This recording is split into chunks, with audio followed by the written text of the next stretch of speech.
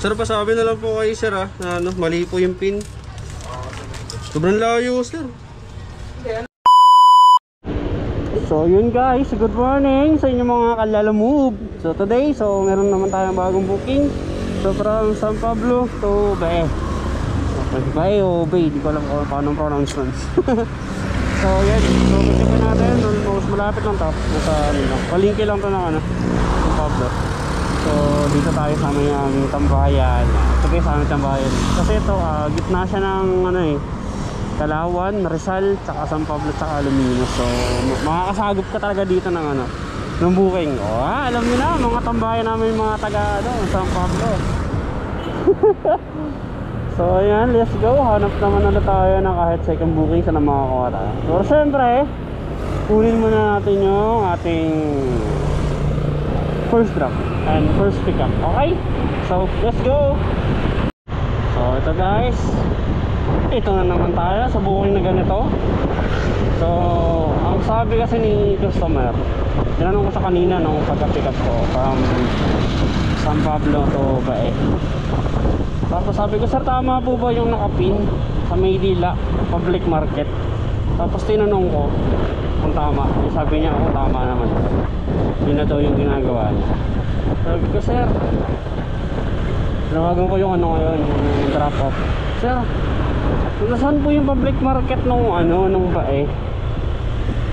Sir, ito po ba yung sa Maydila bago mag stoplight? Ay hindi sir, sa ano yan, pagtatawid ka pa ng ano, ng stoplight.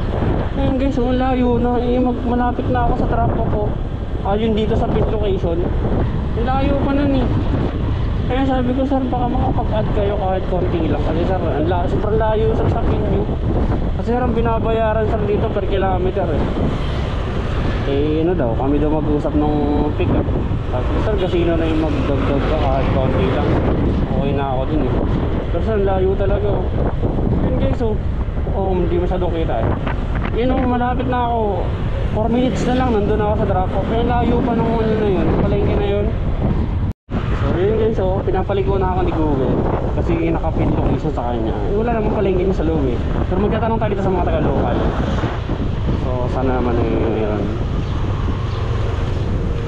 Okay, wait lang, tanong ako. Ay, sir, excuse po. Sir, dito na po ba yung Bae, sir? Bae na po ba to, sir? Bae. Sir, yung palengke po ng Bae, sir, saan? Diretso mo lang yan. Diretso pa to, sir? Tawid ka ng highway. Ito ba yung Dila, sir, Dila? Waki, nandun, dito ka dun. Tawid po ng, ng stoplight? Tatawid ka pa, diretso. Okay. Kasi yung pinapaliko ko sa may sa may Dila ba yun? Dila na to. Dila na to, Yun yung nakalagay sa kanya, kaya sabi ko kung sa public market ng Bae, alam ko parang diretso pa to, sir, Diretso ka dyan. Tawid ka ng highway. Sige, sir. Thank you, sir, Diba?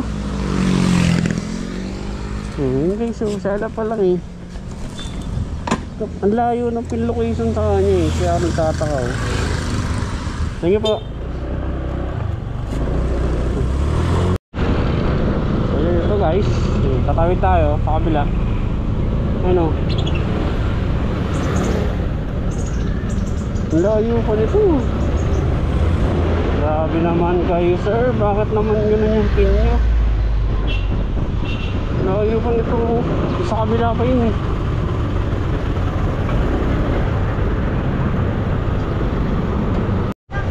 Dito guys, wala. Kailangan natin, maghahanap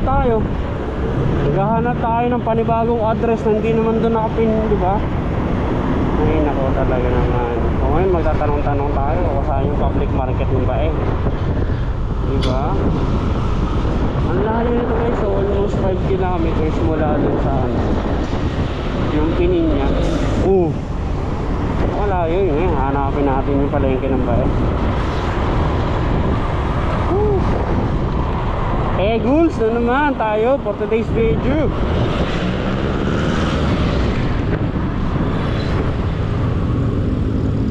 Ayun, ito na yung pamilihan. Ito na nga, saan na pala yung palengke.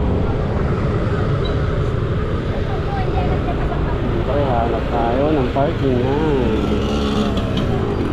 Saan ba ang entrance dito?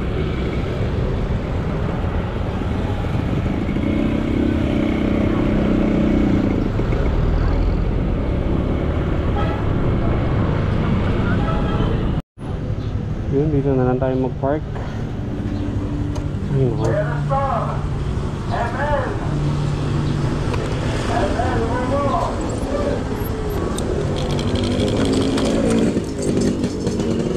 Luga.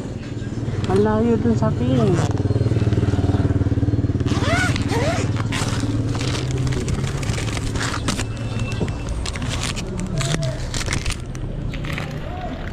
Jeff po. Jeffrey Lapinya. Baba. Kaya Jeff.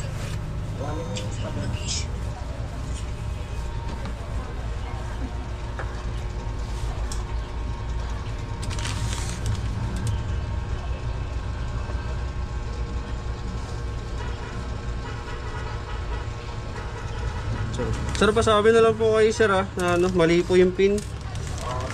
Sobrang layo sir.